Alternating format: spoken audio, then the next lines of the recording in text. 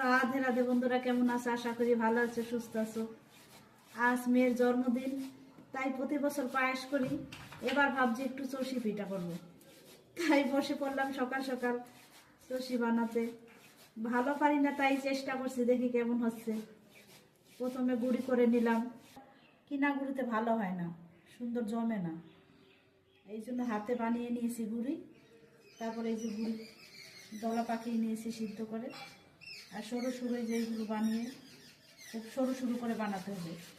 এগুলো যত সরু বানাবে ততই ভালো চষিটা হবে, সুন্দর। এই যে সরাটা যত ভালো হবে চষিও তত ভালো হবে। শীত পড়েছে তো, তাই এবছর এখনো চষি পিঠা খাওয়া হয়নি। তাই সবাই ভালো থাকবে, সুস্থ থাকবে, বলো রাধে রাধে।